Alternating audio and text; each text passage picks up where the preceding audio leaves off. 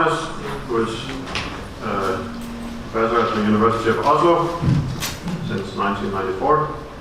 Got his PhD from Princeton University in 1990. He has been an editor of Acta Mathematica and is currently the chairman of the Arnold Committee. And Rognes' title is Algebraic K theory of strict ring spectra.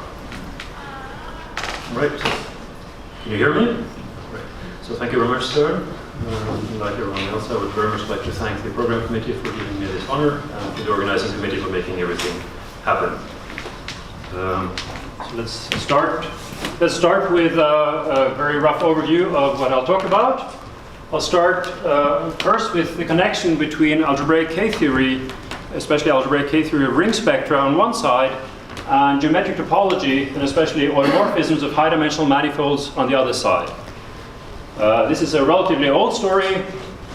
Traditionally, most of the information that was carried across was rational information about automorphism spaces, which I'll review in part 1. In order to get torsion information, p-adic or integral information, we need to understand p-adic algebraic K theory better.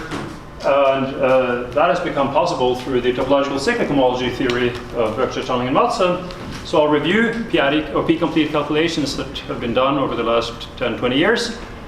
And also explain how these calculations suggest that there should be a certain motivic homology theory also for structured ring spectra with nice arithmetic properties.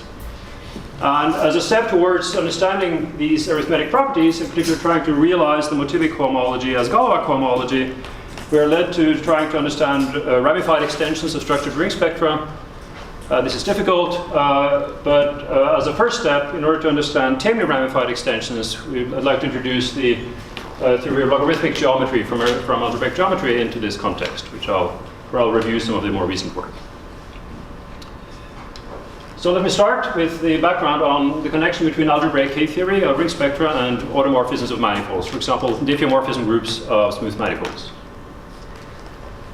I talked about ring spectra. So traditionally, a spectrum in algebraic topology is the representing object for a cohomology theory and consists of a sequence of based spaces, x0, x1, x2, and so on, together with structure maps from the suspension of one space to the next. And it's an insight from the mid-90s of Jeff Smith that in order to understand pairings of cohomology theories or smash products of symmetric ring spectra, one gets a much better theory if you equip these spaces with symmetric group actions, so that the nth space has an action by the symmetric group on n letters. And these should satisfy that when you look at the k-fold iterated structure maps, this should be as equivariant as you can sort of imagine in this situation. So spectra like these are called symmetric spectra. And now things work much nicer than before. So the categories SP sigma of, let's see, yeah, here. Symmetric spectra is in fact a closed symmetric monoidal category, meaning that there is a pairing called a smash product, which we write as x smash y. There's a unit for the smash product, which is the sphere spectrum, whose nth space is the nth sphere. And there's also a function spectrum and so on. It's of course important that this doesn't change the good old property that these things represented cohomology theories. And so the homotopy category of symmetric spectra, where you invert the stable equivalences, is still equivalent to Boardman's stable homotopy category.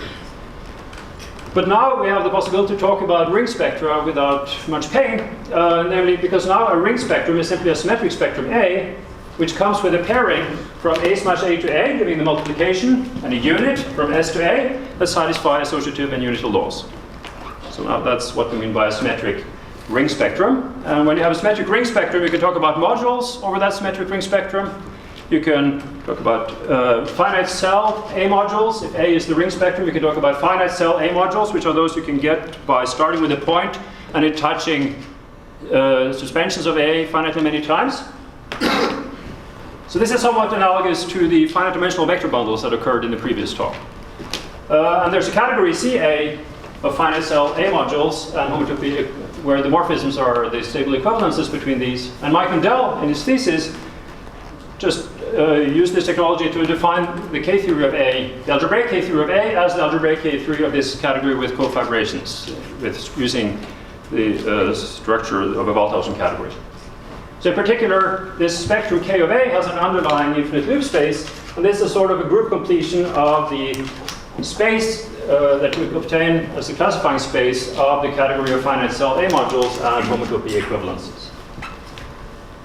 More precisely, cofiber sequences on the left get turned into sums on the right.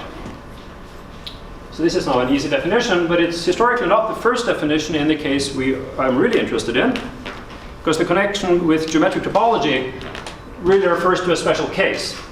So if we're interested in a manifold, or at this point, more generally, just any connected space X, it's homotopy equivalent to BG, where G is a topological group, which is equivalent to the loop space of X.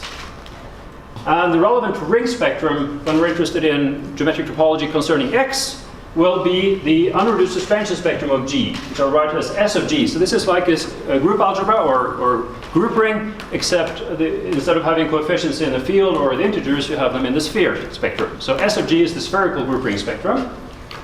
And so that's an instance of a strict ring spectrum like I talked about a moment ago. So we can talk about the algebraic K theory of SG in the sense of Mendel. But 10, 15 years earlier, Balthausen had defined this already, called it A of X, and his trick was simply to use an unstable model for this category of finite cell SG modules, namely the so-called retractive spaces over X. So he didn't need stable machinery in order to make sense of this. So I've sort of reversed the chronological order here a little bit, but I want to mention both. So that's the algebraic K theory of ring spectra side.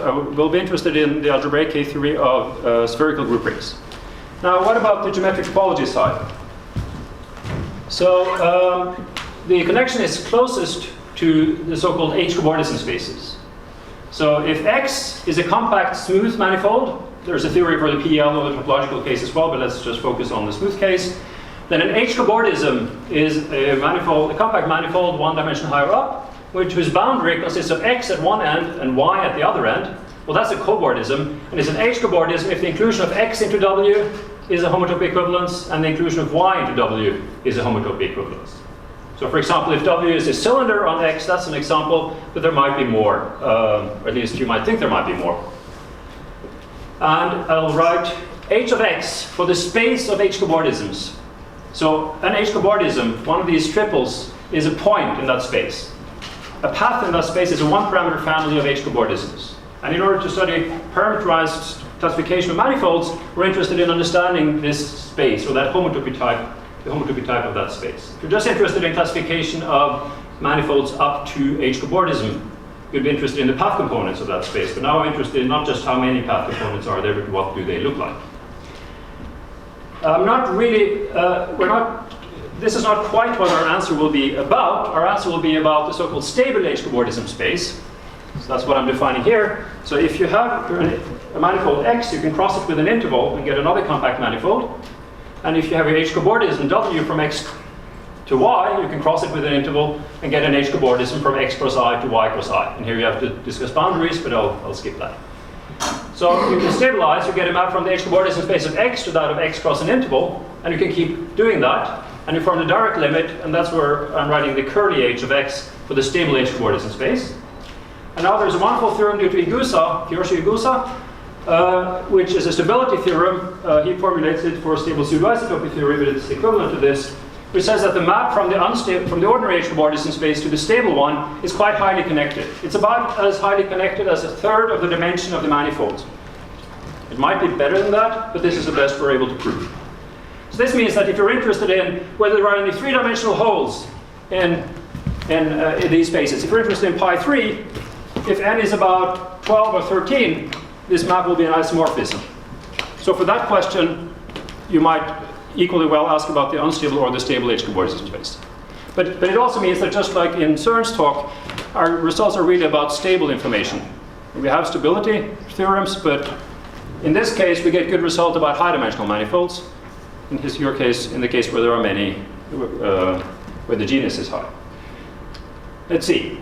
And so the result here, which is the reason I'm talking about these things, is what I'm calling the stable, or what we call the stable parameterized H-cobordism theorem. It involves a definition or two, so let me give those first. So it turns out that when you're looking at the K theory of SG, or A of X, it splits as the unreduced suspension spectrum of X plus another piece, which we call the Whitehead spectrum of X. And you can take the underlying infinite loop space, but if you loop that once more, so that's the infinity plus first loop space, I'll call that the looped Whitehead space.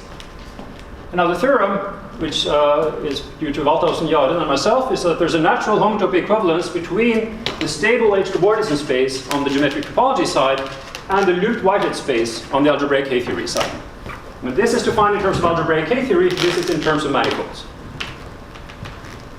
So at the level of pi naught here, just comparing, so this is the homotopy equivalence of spaces. Just comparing path components, this is, for simply connected X, this is Smale's H-cobordism theorem, published in '62. This is before he was on the beaches of Rio.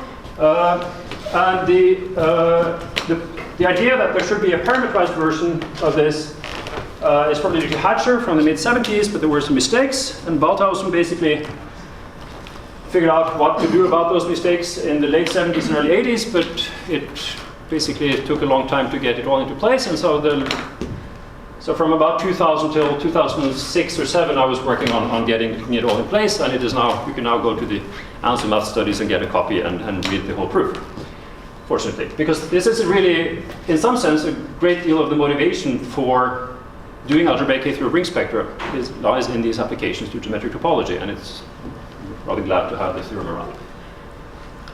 Let's look at a very, very simple case, just to illustrate, where the group G is trivial, so X is contractible, for example, a disk. Then A of X, or A of a point, is the K theory of the sphere spectrum, so which splits, as I said, as the sphere spectrum and the Whitehead spectrum of a point. And now, for example, if you use Borel's calculation of the cohomology of S arithmetic groups, one can get a calculation, that gave a rational calculation of the K theory of the integers. And we know that the sphere spectrum and the integers have the same rational K theory. So the rational K theory of the sphere spectrum is computed by Borel. It has rank 1 in dimension 0, or dimensions equal congruent to 1 mod 4, except 1, and it's 0 otherwise. And so from this you can read off the rational homotopy groups of the Whitehead spectrum of the point, and therefore the rational homotopy of the stable H-cobordism space of a disk. And then Farrell and Chang massage this a little bit to get information about the actual diffeomorphism groups. So their conclusion is that if you're looking at an n-dimensional disk, and you're looking at the diffeomorphisms of the disk that fix the boundary, that's what relative to the boundary means. So that's a topological group. And if you're interested in the homotopy groups of that, well, rationally, they're given by this formula. It's rank 1 in dimensions 3 mod 4, and trivial otherwise. And this is something which is very special. This is different from, in the smooth category, from, for example, in the topological category or in the isometric category. If you're looking at isometries of the disk that fix the boundary, well, there's nothing you can do. You're stuck. It's a point. But also, if you're doing it with homeomorphisms, there's the Alexander trick that tells you that the homeomorphism space here would always be contractible. So this Q here is telling you that something essentially different is happening in the smooth category. Well, this is only true when I is in this stable range. So I has to be about a third of n. But for example, if you're looking at the 13 disk that I mentioned earlier, pi 3 of diffeomorphism of the 13 disk is rationally of rank 1. So that's the sort of things with it. But I mean, this was all known before I got to school. So let's turn instead to the from the rational to an integral study. So in order to study the p-primary algebraic K theory of ring spectra, we can use the so-called Subatomic Trace Map. So P is any prime. So Berkshire, Chang, and Madsen constructed another functor, topological cyclic homology, TC of A at P, and a natural transformation from the algebraic K theory. So very roughly, you build topological cyclic homology first by doing a version of Huxell homology called topological Huxell homology. In the smooth case, this is, if you think in terms of Kahn's non-commutative geometry, this is a model for the de Rham complex. If A is the ring of smooth functions on a variety, the topological Huxell homology is a model for the de Rham, for the terms in the de Rham complex. There's always, this is a cyclic object in the sense of Kahn, so there's a circle action which corresponds somewhat to the differential in the de Rham complex, and one can talk about the fixed points for the various cyclic subgroups, or the finite subgroups of the circle. And these fit together in a somewhat complicated diagram involving restriction and Frobenius maps, and the homotopy limit of that diagram is by definition the topological cyclic homology. And this has turns out that this mathematical map from the K theory to topological cyclic homology turns out to be a very powerful p-adic invariant. So there's another book that has appeared relatively recently that I wanted to mention, which in fact involves an integral statement, not just a p-adic statement. So there is an integral version of topological cyclic homology whose p completion is the same as the one that only relies on p. I'm just mentioning that because this theorem of Dundas, Goodwill, and McCarthy says that for nilpotent extensions of connective symmetric ring spectra. So A to B is a map of connective symmetric ring spectra. Think, for example, about the sphere spectrum mapping to the integral Arnold-MacLean spectrum, or the spherical group ring S of G mapping to Z pi, where pi is the set of path components of G. But you need both to be connective for this to work. And we need the map of pi naught. Well, in the examples I gave you, the map of pi naught was an isomorphism, but it could be a surjection with nilpotent curl. So it's a sort of infinitesimal thickening. Then this particular square that you get out of naturality is what we call homotopy Cartesian. So the homotopy fiber in K theory, or relative K theory, is equivalent to the homotopy fiber in TC. So relative K theory is relative TC. In Goodwill, says this has a derivative of K theory is the same as the derivative of TC. The difference is constant. Yeah, so this was a conjecture of Goodwill is from the ICM in 1990, which his co-authors have worked on in the meantime. Let's see. I only, for what I'm going to talk about today, only that special case where G is trivial and where we're talking about where A is the sphere spectrum and B is the integral Arnold-MacLean spectrum, and we complete things at P will be relevant. So in fact, we have this sort of a homotopy Cartesian square involving A of a point, also known as K of the sphere here, K theory of the integers, TC of the sphere, and TC of the integers. And so 15, 20 years ago, I used this to calculate the homology and homotopy of the K theory of the sphere spectrum, first for the prime 2, and then for the case of all regular primes P. I should add that within the last month, there has been posted a preprint by Mike Lindell and Andrew Bloomberg, who's here, that contribute greatly to the case of irregular primes, which I'm not going to discuss. So basically, this is a Pollack square, so 3 corners determines the 4th. In the upper right-hand corner, the structure of the K theory of the integers was conjectured by Lichtenbaum and Quillen, and that was eventually established using Wygotsky and others. And TC of the sphere spectrum involves understanding the stable homotopy of CP infinity minus 1, which is about as hard as understanding the stable homotopy groups of spheres. So we have a finite amount of explicit information. The TC of Z is not so complicated. The main complication here is really to see how the 3 pieces fit together. But I eventually did this, so I want to now tell you something about the conclusions about the homology and homotopy of the K theory of the sphere spectrum that we get out of this story. So if we're going to talk about the K theory of the sphere spectrum, and I'll do it in cohomology. So the mod P cohomology is a module over the mod P Steenrod algebra generated by Steenrod's Pth power operations. So I'm writing A for the mod P Steenrod algebra. And the nice formula, the formula for P equals 2 is nicest, so for now let P be equal to 2. And inside of A, we can look at the ideal, which I'm calling C, so that the cohomology of CP infinity minus 1, it's a cyclic A module, and C is the annihilator ideal. Another way to say it is that it's generated by the admissible square i's, where I is either a sequence of length at least 2, or if it has length 1, the entry is odd. So basically you're taking every admissible sequence of squaring operations except the even squares.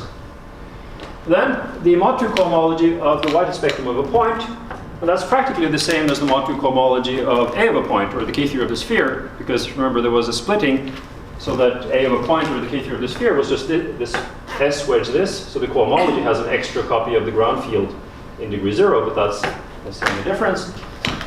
Anyway, the cohomology of the White spectrum of a point as an A module is a non-trivial extension of 2 explicit A modules. One is a double D suspension of this ideal C, mod the ideal generated by square 1 and square 3, and the quotient is the triple suspension of the cohomology of connective KO, so A mod the left ideal generated by square 1 and square 2. And as a matter of algebra, there are exactly 2 such extensions, the split one and the non-split one, and this is the non-split one. So you can use that to compute, for example, using the atom spectral sequence, to compute the homotopy groups of this White spectrum. And so we find that the homotopy groups of the White spectrum modulo irregular prime torsion. So they are listed in this, as you go along here. So I can compute the first 18 or 19 groups. You might recognize, for example, there are Z summands here in degrees 5, 9, 13, 17, and so on. These are the summands that were known previously by Borel's rational computation, but all the torsion information is what is new. Prior to this, there was work by Buckshot and Walthausen in 1987 where they computed the first 3 groups, so the rest is new, or was new when this was indicated. And I'm just listing the groups so that you can see that there's no apparent pattern, I hope. But anyway, my main point up to this point is that yes, topological cyclic homology gives us a good tool for getting some explicit formulas here, but they're sort of, it's a bit like homotopy spheres, it's a bit chaotic. Okay, so I started there, so I'm about halfway. So, for the rest of the talk, I would like to sort of to describe work that aims at getting a sort of a deeper or more conceptual understanding of what's going on. So we'd like to have some conceptual understanding of these calculational results about the K-theory of the structured ring spectrum A, in the case where, at least in the case where A is the sphere spectrum. But as usual, conceptual understanding doesn't come from isolated cases, we have to put it into a context. And so I'm proposing then in 3 steps, or asking in 3 steps for some sort of program which is analogous to how we understand K-theory of the integers, using Equivalence localization sequence for Dedekind domains, et al. Descent for algebraic K theory, and Suslit's theorem on the algebraic K theory of algebraically closed fields. So the first step in that program, well, since I was talking about et al. Descent, one typically needs to localize a little bit. So even if I'm interested in the K theory of something integral like the sphere spectrum, I may have to invert some primes or do other kinds of localizations before I can get a sufficient supply of et al. Extensions or covers. And so we first want to know, are there localization sequences or other methods that relate the K theory of A to the K theory of its localizations? And there the answer will be yes. And then, are there analogs of et al. Extensions and some sort of et al. Descent type property that let us deduce the K theory of B from some K theory of some cover C?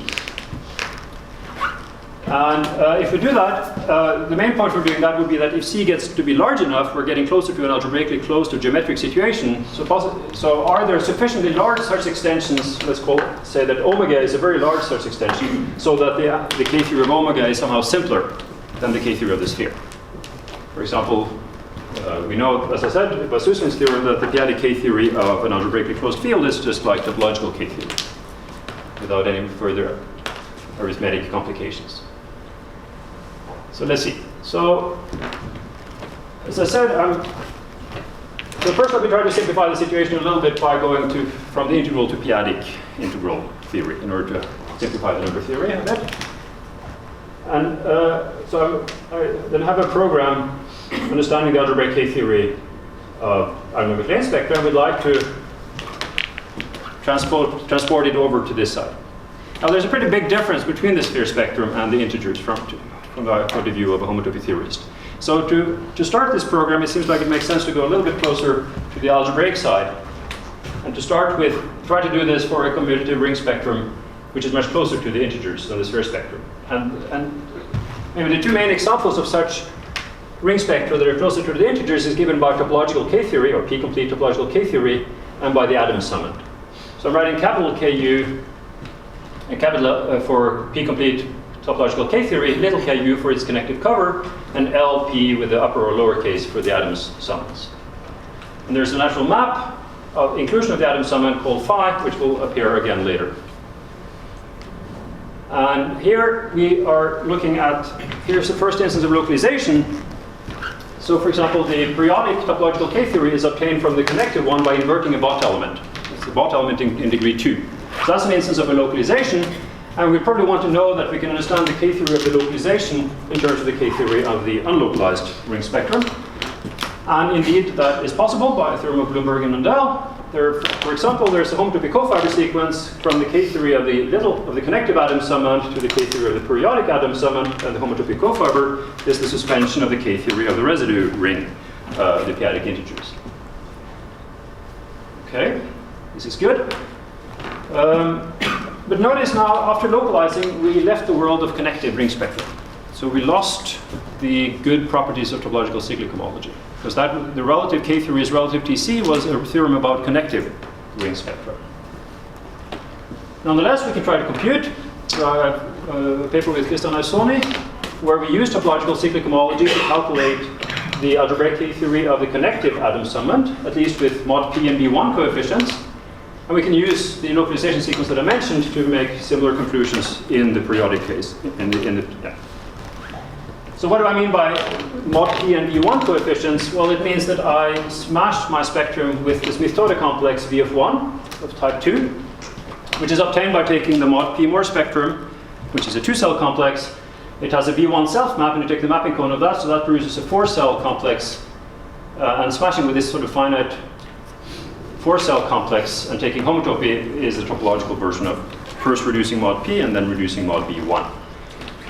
This complex admits a self-map of degree 2p squared minus 2, or you can say if P is at least 5, it's a ring spectrum, and there is an element called V2. This is representing the sort of periodicity that we're seeing in elliptic homology theory, mentioned in the previous talk. And so V1 homotopy of any spectrum has an action by V2. It's a module over the polynomial ring Fp of V2. And the qualitative statement of this theorem is that each of these turn out to be finitely generated free modules over the polynomial ring on V2, on 4p plus 4 generators each, up to some small error terms, which have to do with the way that we're constructing algebraic K theory as a strictly connective theory. So this I'm calling chromatic redshift because it shows that K theory takes as input a V1 periodic theory and produces a V2 periodic theory. It's a shift from V1, which is a short wavelength, to V2, which is a longer wavelength. It's increasing wavelengths.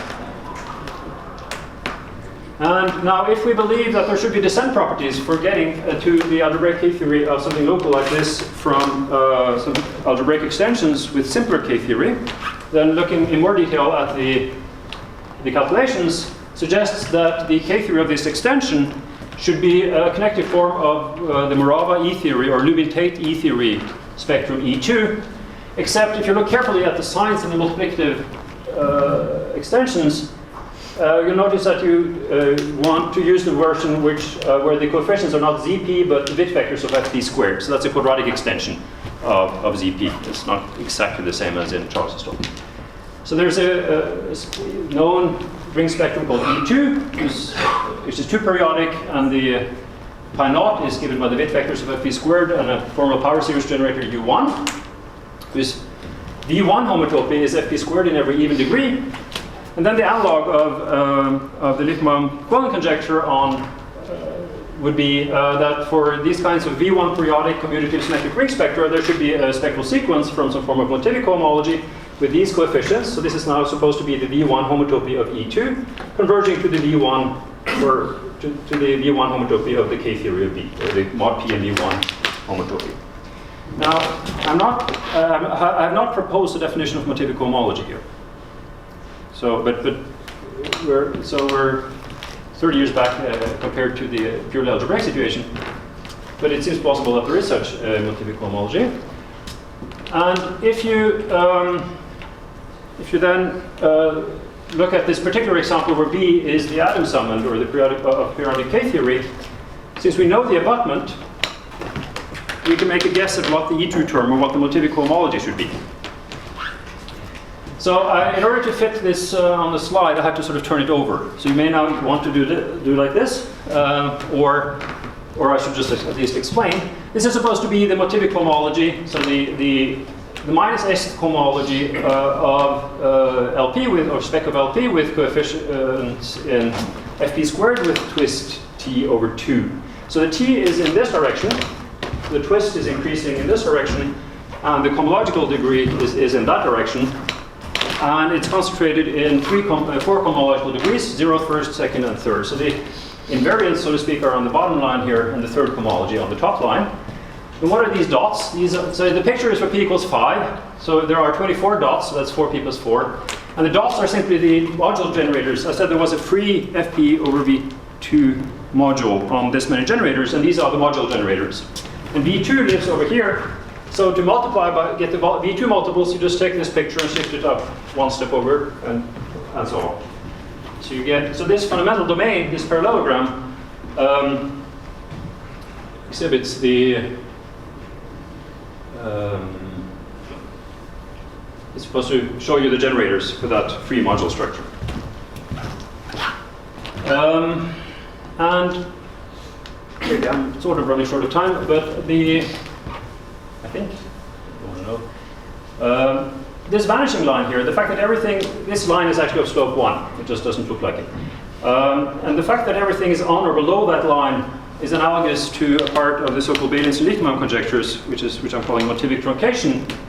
So if we say that Étale cohomology is obtained from motivic homology by inverting V2, then conversely, motivic homology agrees with Étale cohomology in the range where the cohomological degree lies between 0 and the twist, and is otherwise 0.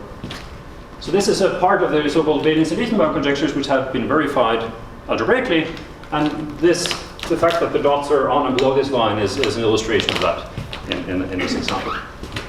There's another thing called Tate-Poitou duality, which is an arithmetic duality theory for motivic cohomology, or Étale cohomology rather, which you can also see in this picture. So for the Étale cohomology, we would look at the periodic theory, where this fundamental domain is repeated both to the left and to the right. And so if you repeat this part of the picture over here, you may notice that there is a rotational symmetry about this point. These two dots and those two dots, and so on, are. And this rotational symmetry is a form of Poincare duality or arithmetic duality. It says that there's a cut product whose value lands in the dot up in the third degree, and that's a perfect pairing. So conjecturally there's now, and this is compatible with the multiplicative structure we're seeing in K theory, but without the definition of motivic cohomology. This is also a conjecture that the rth cohomology with twist m and the 3rth cohomology with twist p plus 1 minus m landing in third cohomology with twist p plus 1 should be a perfect pairing. So this is somehow analogous to the calculation of, well, so the Tate-Poitou duality is an analogous statement about the Étale cohomology of local fields. Okay, so based on this, it seems plausible that this motivic cohomology, or the Étale cohomology, should have formal properties similar to those that we see in algebra, in particular that they may be realizable as the Galois cohomology or continuous cohomology of Galois groups. So this would require that we can look at localized rings like LP, and we want to try to realize Galois extensions in commutative S algebras, or commutative strict symmetric ring spectra. We are able to construct, using the Gers-Hopkins-Miller theory, the unramified extensions. But this works because in the case of unramified extensions, the Untitled Homology groups that we briefly mentioned vanish. They're like Caylor differentials. And so the obstruction groups vanish. And so the obstruction theory goes through. In the ramified case, there are obstruction groups. That doesn't mean that it's impossible, but there are obstruction groups, and we have little control. So it seems to be difficult to classify or construct ramified extensions directly in the context of strict ring spectra. Now I want to propose that we take a hint from logarithmic geometry, where in logarithmic geometry, logarithmic schemes come equipped with an extra structure that is sort of telling us how one wants to localize by excising some divisor. And this extra structure adds some rigidity so that ramified extensions were, so there's a notion of a log Étale extension, which is log unramified, even though the underlying extension of schemes has tame ramification. Thank you. So the hope is that by focusing on tamely ramified extensions, by lifting the whole story to logarithmic ring spectra instead of ring spectra, we should be back in a situation where the extensions we're trying to construct are log Étale or log unramified. And so there might be an obstruction theory where the obstruction groups once again vanish, and we have a chance of actually getting a conclusion. So, what's a logarithmic ring? What is it? Or let me review very superficially what logarithmic geometry is about in the algebraic situation, following Fontane, Lucy, and Koto. And I'll just do it. As you notice, my schemes are all affine, so I'll just do it for rings instead of schemes. So a pre-log ring is a special kind of pre-log ring. And a pre-log ring consists of a commutative ring, and then R, a commutative monoid M, and a monoid homomorphism alpha from M to the underlying multiplicative monoid of R. So R dot here means we're looking at not just the units, we're looking at all of R thought of as a multiplicative monoid. And in some sense, the alpha here is, it's like this sense, one aspect of this is that the pre-log structure specifies the way of localizing R. So we can, by inverting the elements in the image of M in R, we produce a localization, Rm inverse. So we get a homomorphism from R to Rm inverse, and the pre-log structure suffices to determine that localization. And in fact, there's a normalization condition here, which sort of basically says that, well, this is all we're interested in. So we say that the pre-log ring is a log ring if the part of M, let's see, I had R here and M mapping across. No, let's say I have M here and R mapping across. So if the part of M that sits above the units in R is mapped isomorphically to the units of R, then we have a log ring. Of course, the units of R were already inverted, so we don't really care too much about the parts that match to the units of R. And there's always a trivial log structure where we simply take M to be equal to the units of R. And now we have achieved that by placing rings like R or the localization of R into log rings by using the trivial log structures, we get a factorization. In general, for a log ring, we have a factorization of the localization homomorphism through a new object, which is just a log ring. And the advantage of this is that, well, the composite here, which corresponds to an open immersion, is usually not proper. And this can lead to difficulties, whereas this is sort of a proper replacement of the localization. There are situations where that is the main point. And this is close to an equivalence in many cases. So I want to do this now in the topological context of ring spectra instead of rings. So the first challenge is to decide what do we mean by the underlying whatever of a commutative ring spectrum. So what plays the role of a commutative monoid? And I used to think that, well, I'm a topologist, that's an E-infinity space. The truth is that's not quite right. It's a graded E-infinity space, and the grading is over QS0. So to see this involves some new technology, which we're imaginatively enough calling J-spaces. This is joint work with Stefan Sagava and Christian Schlichtkern. So I want to first explain what is the underlying space of a symmetric spectrum, and then we'll introduce multiplicative structures to say what is the underlying, well, multiplicative object of a symmetric ring spectrum. So by the underlying space of a symmetric ring symmetric spectrum A, we simply mean a diagram consisting of the which at non-negative integer pairs n1 and n2 consists of loops n2 of A and 1. So these are the loop spaces of the spaces in the spectrum. Those are obviously things you might want to know about.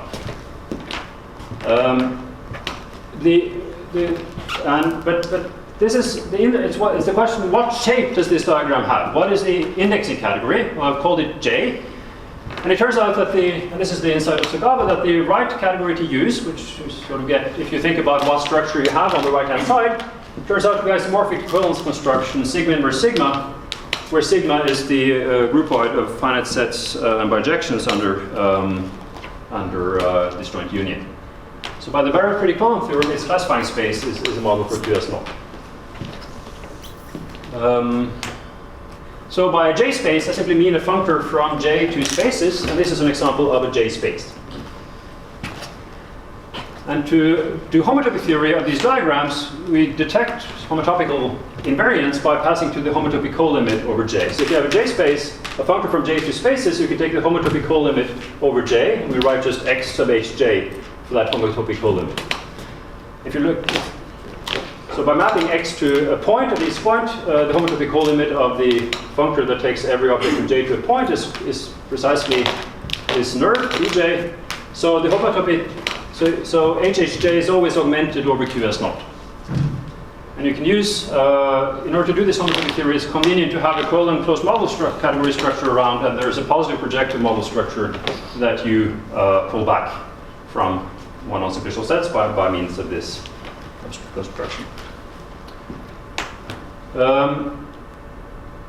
So this is what would be, yes. So this is sort of telling us that every symmetric spectrum has an underlying J space called omega J of A, and this is graded in some sense over QS0. What about the multiplicative structure? Well, the functor omega j that takes a symmetric spectrum to the underlying j space has a left adjoint, which is the j suspension functor. They form a Coulomb adjunction. And the j suspension functor is actually monoidal with respect to a convolution product on j spaces. So there's a box times product of j spaces that maps to the smash product of symmetric spectra under the suspension spectrum. And this means that you can now talk about monoids or commutative monoids of j spaces, which we just call commutative j space monoids. And their suspension spectra are commutative symmetric ring spectra. So then, with this technology, I can make sense of a topological logarithmic structure. So a pre-log ring spectrum consists of a commutative symmetric ring spectrum A, a commutative j space monoid M, and a map from M to the underlying commutative j space monoid of A. And it's a log ring spectrum if the part of M that sits above the units is a J equivalence. Notice here that these units also capture units in positive or negative degree of the homotopy groups of A. This is a little bit different from the connective units that were paired in Resk-Stock, which only see units in degree 0. This construction, the whole point of this construction is largely to be able to capture graded units. And we always have the trivial log structure given by these units. And there is again a factorization of the localization of a log ring with respect to such a commutative J-space monoid through the log ring object. Okay. So what do we do with this? So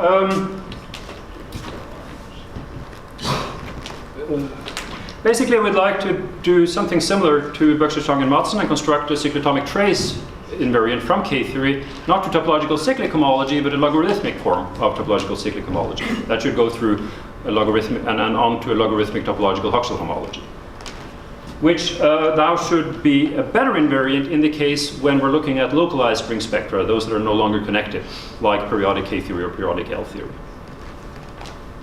Well, not that L-theory, certainly. The periodic atom summit. And this will then involve, so I now want to explain the definition of a logarithmic form of topological Huxley homology, which uses a new idea called the replete bar construction. So this is analogous, and it sort of motivates the terminology of logarithmic. If you go back to the case where you're looking at the algebra of smooth functions on a manifold, where the Huxley homology was the Rom complex, if we have now a divisor so that we're allowed to talk about, so there's a logarithmic, so I guess this goes back to Grothendieck. There's a logarithmic Rom complex where you, in addition to differential forms of the form dx, where x is a function, you're now allowed differential forms of the form d log x. So you're allowed to talk about dx divided by x, but only for special x, namely those that are coming from the monoid. And it's precisely this fact that we're looking at a version of topological Huxley or Huxley homology where we're talking, which correspond to differential forms where we're allowing logarithmic poles. So we're talking about d log x's, which is sort of the whole origin of the terminology here, of logarithmic geometry. So, so let's see. I should get to a conclusion. So let's, but the definition of logarithmic topological homology involves a construction that I'm calling repletion, which replaces the what they do in algebraic geometry, where they work with so-called fine and saturated log structures. These are notions which are very hard. They specify certain full subcategories, and one keeps taking. And these don't really have homotopy invariant meanings, but this is a homotopy invariant way to do these things. So if we're given a commutative J-space monoid M, it has a group completion, which amounts to group completing the underlying infinity space, MHJ. And you can talk about the cyclic bar construction of a monoid M in the usual way by taking the box time. It's a simplicial construction that in degree Q consists of the 1 plus Q fold product of copies of M. Or you could do it with M to group complete them. Because we're in a commutative situation, the cyclic bar construction is augmented over M. So we have the outer rectangle. And the replete bar construction is defined as the homotopy pullback in this square, which of course gives us a universal map, rho, the repletion map, from the cyclic bar construction to the replete bar construction. And so this is what corresponds to looking at differential forms or differential forms with log poles. And we just suspend everything to make sense of that. So this is the definition we give of logarithmic topological Huxley homology of log ring AM alpha. It's the push out in commutative symmetric ring spectra of THH of A and the J suspension of the repeat bar construction over the J suspension of the cyclic bar construction. At the moment, this is a push out in the category of cyclic commutative symmetric ring spectra. The next paper to write should make this cyclotomic, and then we have a choice of frameworks to work in, which we should decide on before writing the paper.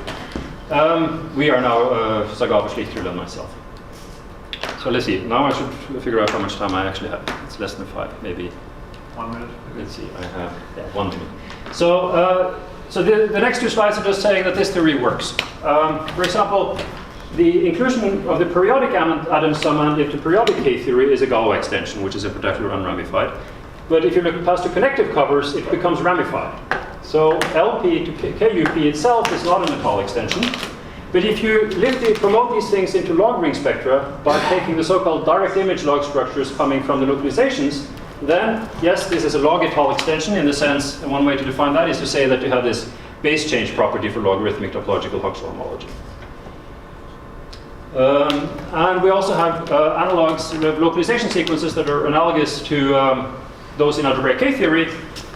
So let me just take as an example, if I take the atom summand of little l with this direct image log structure coming from the trivial log structure on the periodic atom summand, and the natural map in topological homology sits in a cofiber sequence where the third term is the suspension of THH of ZP. So we expect this to be compatible with the corresponding Bloomberg-Mendel localization sequence. Bloomberg and Mendel have another construction, so we basically have to compare our construction to theirs. The aim of this is then to say that this and topological cyclic homology built out of this object is likely to be a much better invariant of the K theory of periodic L than what we had before. So that's what we want to do. We want to develop a logarithmic topological cyclic homology with a cyclotomic trace map related to K theory of the localized ring. And as I also hinted at, we'd like to do a version of the Gers-Hopkins-Miller obstruction theory for log rings and log extensions instead of ordinary ring spectra, so that the problem of classifying tamely ramified extensions should be one with vanishing obstruction terms. Thank you very much.